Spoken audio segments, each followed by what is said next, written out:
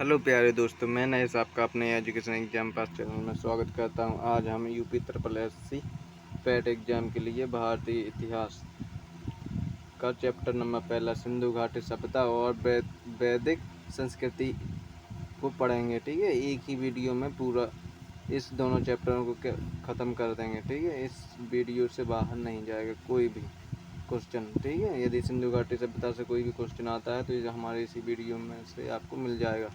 ठीक है, और यदि वैदिक संस्कृति से भी कोई क्वेश्चन बाहर आता है तो हमारी इसी वीडियो में से वो क्वेश्चन मिल जाएगा। ठीक है, तो देर नहीं कहते हुए आगे चलते हैं। ठीक है, तो सबसे पहले हम पढ़ेंगे क्या, सिंधु घाटी सभ्यता या सिंधु घाटी, इसी को हम बोलते हैं क्या, हड़प्पा सभ्यता। क्या, हड़प्पा सभ्यता।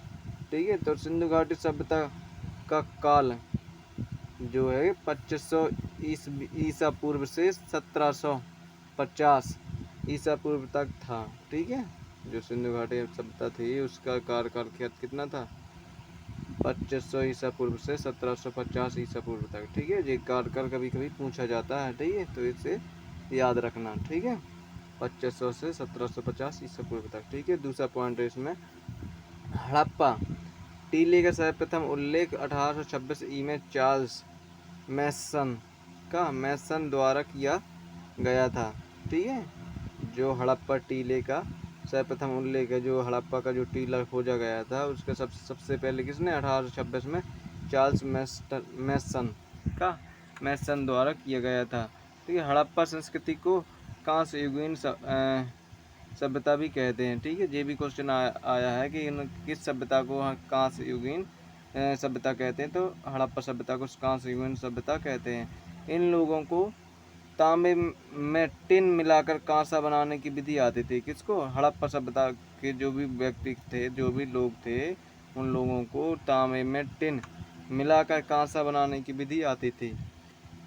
ठीक है, अगला पॉइंट क्या है हमारे इसमें, सिंधु सभ्यता की खोज राय बहादुर दयाराम साहनी ने की थी। किसने की थी, राय बहादुर दयाराम साहनी ने की थी। ठीक है, और इस सभ्यता के मुख्य निवासी द्रविड़ तथा भूमध्य सागरीय थे। कैसे थे, निवासी द्रविड़ थे और भूमध्य सागरीय थे। ठीक है, यह एक नगरीय सभ्यता थी। कैसी थी, नगरीय सभ्यता। ठीक है, ग्रामीण नहीं थी, कौन सी थी, नगरीय सभ्यता। ठीक है, सिंधु सभ्यता का बंदरगाह लोथल को माना जाता है। किससे माना जाता है, लोथल को माना जाता है। और सिंधु सभ्यता की लिपि भावात्मक या चित्रात्मक भी थी। क्या, भावात्मक या चित्रात्मक थी। यह लिपि दाएं से बाएं लिखी जाती थी। कितनी, कैसी, दाएं से बाएं लिखी जाती थी। सिंधु सभ्यता में नगर तथा घरों को बनाने के लिए ग्रिड पद्धति अपनाई गई। कौन सी, ग्रिड पद्धति, ध्यान करना, घरों मकान बनाने के लिए कौन सी पद्धति अपनाई गई, ग्रिड पद्धति। ठीक है, इसी प्रकार से अगला है हमारा पॉइंट, सिंधु समाज मात्र सत्तात्मक था। कैसा, मात्र सत्तात्मक समाज था। सिंधु का जो भी समाज था वो मात्र सत्तात्मक समाज था। मोहनजोदड़ो से नैतिकी की एक कांस्य की मूर्ति मिली थी। कहाँ से, मोहनजोदड़ो से नैतिकी की एक कांस्य की मूर्ति मिली थी, जो नाच करते हुए मूर्ति मिली थी। यहाँ पर ये लोग मिठास के लिए शहद का प्रयोग करते थे। सिंधु घाटी के सभ्यता के जो भी लोग थे, जो मीठा करने के लिए या मिठास करने के लिए शहद का प्रयोग करते थे। ठीक है, सेंधववासी दशमलव प्रणाली पर आधारित बांटों का भी प्रयोग करते थे। ठीक है, ध्यान करना, दशमलव प्रणाली पर आधारित बांटों का भी प्रयोग करते थे। कौन से, सिंधु घाटी सभ्यता वाले, उसी को कहते हैं हम सेंधववासी। ठीक है, अगला है, लोथल में मिट्टी से निर्मित घोड़े की प्रतिमा प्राप्त हुई है। किससे, लोथल में मिट्टी से निर्मित घोड़े की प्रतिमा प्राप्त हुई है। यहाँ गाय के साक्ष्य नहीं मिले हैं। कहाँ पर, लोथल में गाय के साक्ष्य नहीं मिले हैं, पर घोड़े की प्रतिमा प्राप्त हुई है। ठीक है, घोड़े के साक्ष्य जरूर मिल चुके हैं। सिंधु वासी बतख को अत्यधिक पवित्र मानते थे। किसको, बतख को अत्यधिक पवित्र मानते थे। जुते हुए खेत के साक्ष्य कालीबंगन से प्राप्त हुए हैं। कहाँ से, कालीबंगन से। ठीक है, अगला है, नकाशीदार ईंटों के प्रयोग का साक्ष्य भी कालीबंगन से ही प्राप्त हुए हैं। कहाँ से, कालीबंगन से ही प्राप्त हुए हैं। सिंधु सभ्यता के प्रमुख स्थल, ये स्थल जो करके पूछे जाते हैं और बहुत ही इम्पोर्टेंट है। ठीक है, यहीं से एक क्वेश्चन बनेगा आपका। ठीक है, तो हड़प्पा कहाँ पर है? पाकिस्तान में। ठीक है, किस नदी के किनारे है? रावी नदी के किनारे। अगला है मोहनजोदड़ो, कहाँ पर है? पाकिस्तान में। किस नदी के किनारे है? सिंधु नदी के किनारे। अगला है चंदहुदड़ो, ठीक है, किस नदी कहाँ पर है? पाकिस्तान में। और किस नदी के किनारे है? सिंधु नदी के किनारे। कहाँ पर? सिंधु नदी। अगला है कालीबंगन, कहाँ पर है? राजस्थान में। किस नदी के किनारे है? घग्गर नदी के किनारे। अगला है लोथल, लोथल गुजरात में स्थित है। कहाँ पर? गुजरात में। किस नदी के किनारे? भोगवा, का भोगवा नदी के किनारे। अगला है रोपण, रोपण पंजाब में है। कहाँ पर है? पंजाब में है। किस नदी के किनारे है? सतलज नदी के किनारे। ठीक है, अगला है आलमगीरपुर, का आलमगीरपुर, यह कहाँ पर है? मेरठ में। किस नदी के किनारे? हिंडन नदी के किनारे। अगला है रंगपुर, यह कहाँ पर है? तो यह है गुजरात में। किस नदी के किनारे? मादर नदी के किनारे। अगला है धौलावीरा, ठीक है, ये भी गुजरात में है। इसका कोई नदी का अभी तक पता नहीं किया गया है। ठीक है, कि धौलावीरा किस नदी के किनारे था। अगला है बनवाली, का बनमाली, जी किस नदी कहाँ पर है? हरियाणा में। किस नदी के किनारे है? रंगोई नदी के किनारे। किसके किनारे? रंगोई नदी के किनारे।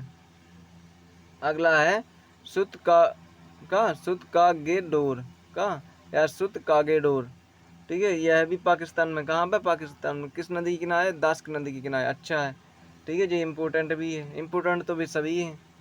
ठीक है, तो इसमें पॉइंट देखते हैं। मोहनजोदड़ो से प्राप्त सबसे बड़ी इमारत अन्नागार है। क्या है? अन्नागार है। अगला है इनकी मुख्य फसल गेहूं और जौ थी और यह सूती एवं ऊनी वस्त्रों का प्रयोग करते थे। ठीक है, अगला है इसी में अग्निकुंड लोथल तथा कालीबंगन से प्राप्त हुए। कहाँ से? लोथल और कालीबंगन से प्राप्त हुए अग्निकुंड। कालीबंगन का आयत है काली चूड़ियाँ। क्या इसका भी आयत है? क्या? काली चूड़ियाँ। ठीक है, यह क्वेश्चन आ गया है, आया हुआ है। ठीक है, मन के बनाने के कारखाने लोथल तथा चंदहुदड़ों से प्राप्त हुए। कहाँ से? लोथल तथा चंदहुदड़ों। ठीक है, अगला चावल के साक्ष्य लोथल से प्राप्त हुए। कहाँ से हुए हैं? लोथल से प्राप्त हुए हैं। अगला पॉइंट है हमारा हड़प्पा की मोहरों पर एक सींग वाले पशु का चित्र मिलता है। ये मोहरें स्टेलाइट धातु की बनी हुई थी। किसकी? स्टेलाइट धातु। ठीक है, कहाँ पर मिली है ये? हड़प्पा की मोहरों पर एक सींग वाले पशु का चित्र मिलता है। ये मोहरें स्टेनलाइट धातु की बनी हुई हैं। ठीक है, अगला है इसमें सिंधु सभ्यता के लोग मात देवी की पूजा करते थे और पशुओं में कुबड़ वाले सांड की भी पूजा करते थे। किसके? कुबड़ वाले सांड की। ये लोग सूती तथा ऊनी वस्त्रों का प्रयोग करते थे तथा मनोरंजन के लिए ये लोग मछली पकड़ना, शिकार करना, पशु पक्षी को आपस में लड़ाना तथा पासा खेलना प्रयोग करते थे। ठीक है, इनको तलवार का ज्ञान नहीं था और आग में पकी हुई मिट्टी को टेरिकोटा कहा जाता था। क्या क्या कहा जाता है? टेरिकोटा। अगला, सिंधु समाज में पर्दा प्रथा तथा वेश्यावृत्ति भी प्रचलित थी। एक सेकंड, क्या? वेश्यावृत्ति भी प्रचलित थी। सिंधु सभ्यता के लोग लाल मिट्टी के बर्तन बनाते थे तथा उस पर काले रंग का डिजाइन करते थे। कैसा? काले रंग का डिजाइन। सिंधु घाटी सभ्यता के विनाश का कारण बाढ़ को माना जाता है। किसे? बाढ़ को माना जाता है। ठीक है, तो सिंधु घाटी से जितने भी क्वेश्चन मिलेंगे आपको हमारे इसी वीडियो से कवर हो जाएंगे। ठीक है, इतने ही क्वेश्चन बनते थे इस पूरे सभ्यता से। ठीक है, अगला हमारा का दूसरा चैप्टर है, मतलब दूसरा टॉपिक है वैदिक सभ्यता। कौन सी? वैदिक। तो वैदिक काल को दो भागों में विभाजित किया गया है। पहला है ऋग्वैदिक काल जो 1500 ईसा पूर्व से 1000 ईसा पूर्व तक या, ठीक है, और दूसरा है उत्तर वैदिक काल जो 1000 से 600 ईसा पूर्व तक। ठीक है,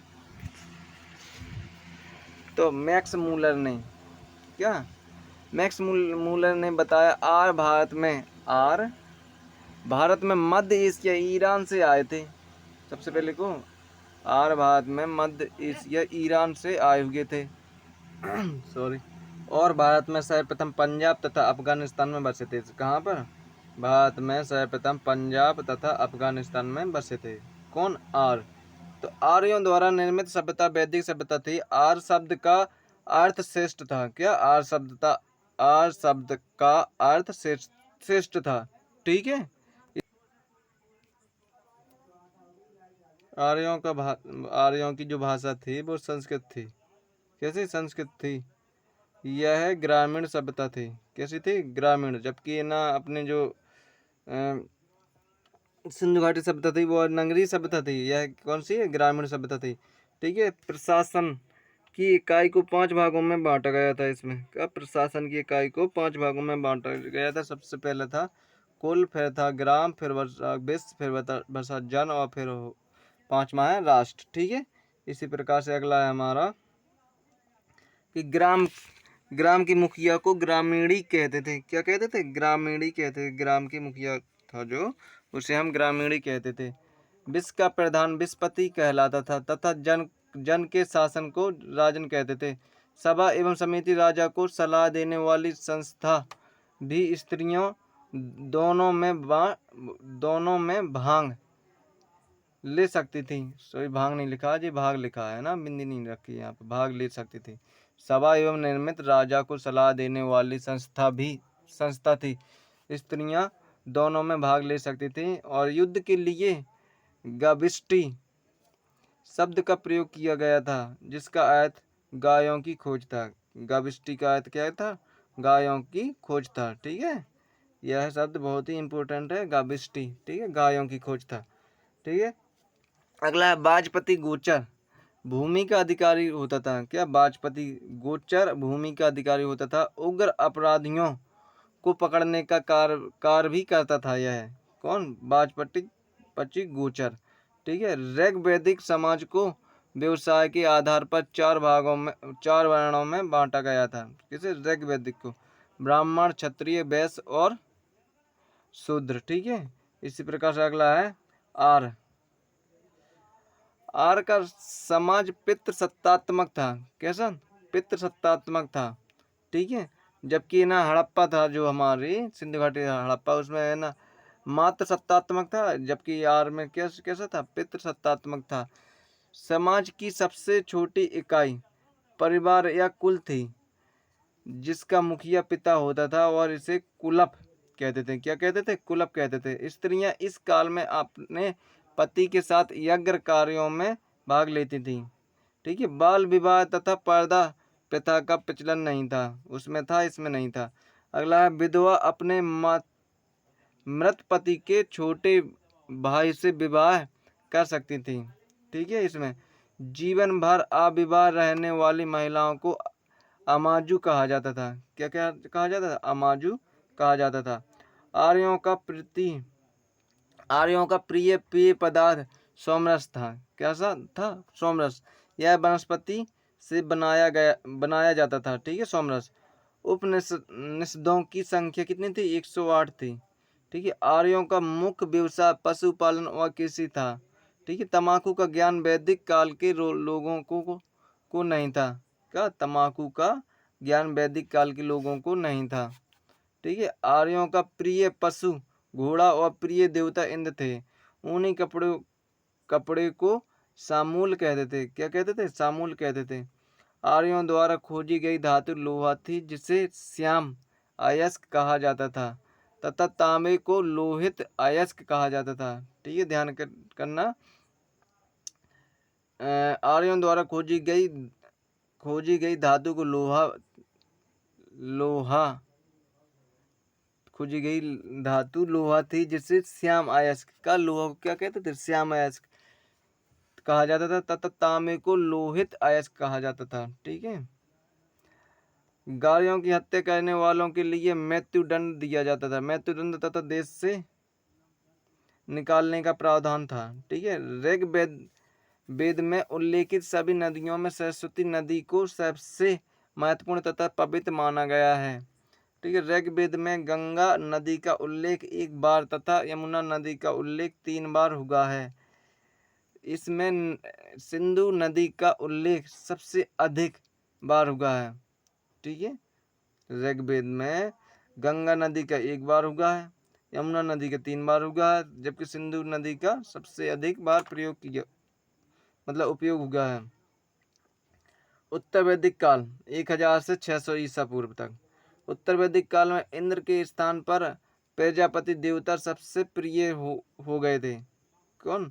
उत्तर वैदिक काल में जो 1000 से 600 तक चला था, ठीक है, वो 1500 से 1000 तक, जो 1000 से 600 तक।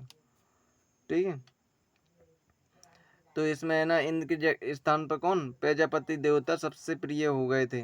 ठीक है, उत्तर वैदिक काल में वर्ण व्यवस्था जन्म के आधार पर तय होने लगी थी। ठीक है, उत्तर वैदिक काल में हल को सिरा तथा हल रेखा को सीता कहते थे।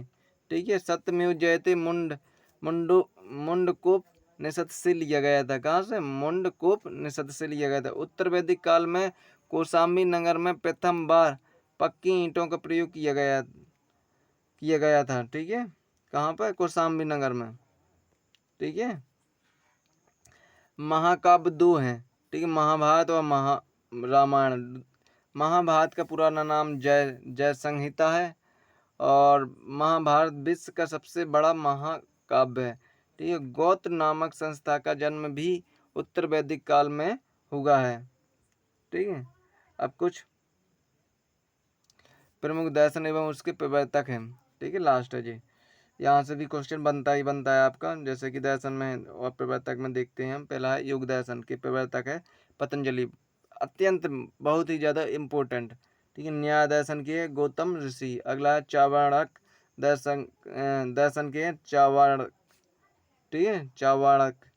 अगला है सांख्य दर्शन के कपिल मुनि, सबसे प्राचीन है जो। पूर्व मीमांसा के हैं जैमिनी राय। कौन? जैमिनी राय।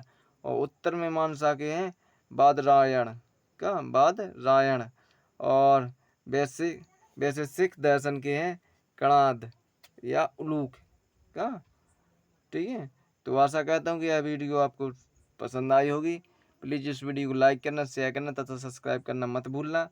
और एक देर फिर बोल रहे हैं हम कि यह एक ऐसा वीडियो कि यहाँ पर पूरा का पूरा आपका चैप्टर कवर हो जाएगा। इस वीडियो से, इस चैप्टर से कोई भी क्वेश्चन आपका नहीं छूटा है। ना तो है ना आपका सिंधु घाटी सभ्यता से छूटा है और ना ही जी वैदिक संस्कृति से छूटा है। ठीक है, तो इसे जिस बच्चे को या जिस लड़का दोस्त को या ना बच्ची को समझ में नहीं आया होगा तो इस वीडियो को जरूर दोबारा देखें। ठीक है, और प्लीज़ इस वीडियो को लाइक जरूर कर दें और शेयर कर दें और सब्सक्राइब करना ना भूलें। ठीक है, सब्सक्राइब जरूर कर लें। ठीक है, thank you for watching video.